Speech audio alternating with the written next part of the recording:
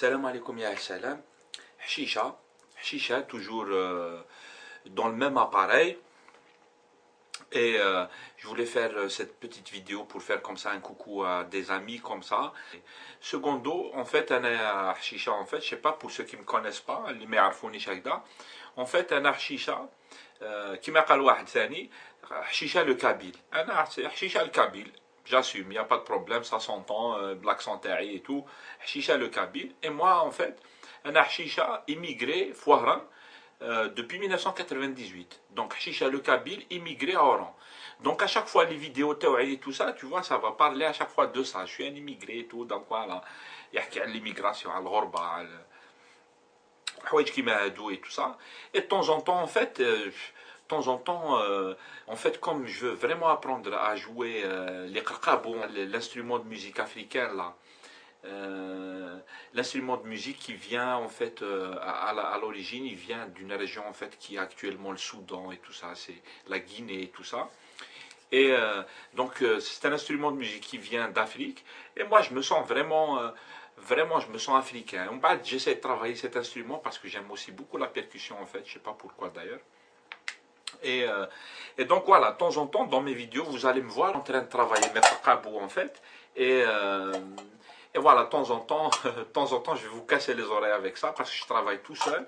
بلا معلم بلا شيخ بلا واحد يعلمني en fait. Il y a personne pour m'apprendre, j'apprends tout seul. J'écoute de la musique et j'apprends tout seul.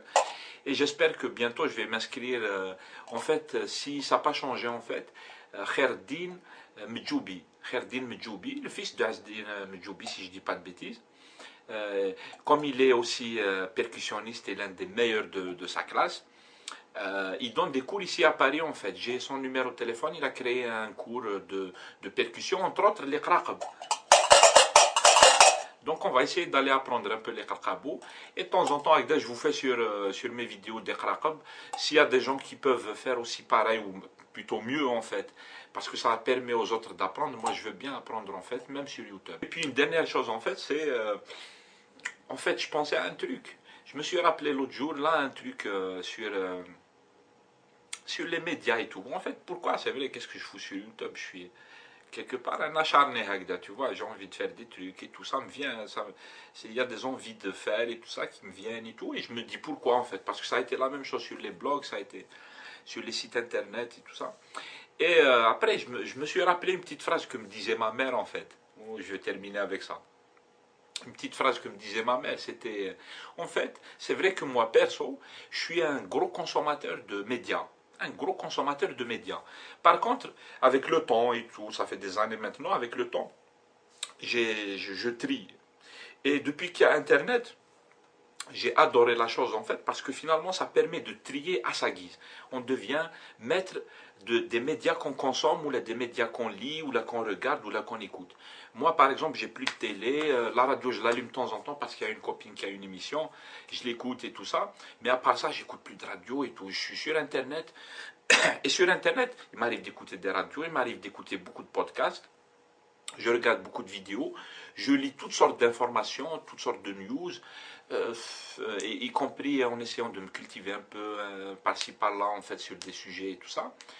Et donc c'est vrai, je suis un gros consommateur de médias, et je me suis rappelé ce que me disait ma maman quand j'étais petit. En fait, elle me dit, toi, tu sais, en fait, elle m'a toujours vu en train d'écouter. Quand j'étais au bled, j'étais tout le temps en train d'écouter la radio. Je lisais tout le temps les nouvelles, les news, les journaux, les trucs et tout. Elle dit, mais toi, c'était comme ça depuis que tu étais bébé. Elle dit, avant, quand tu étais bébé, elle dit, je me souviens très bien, elle me mettait donc dans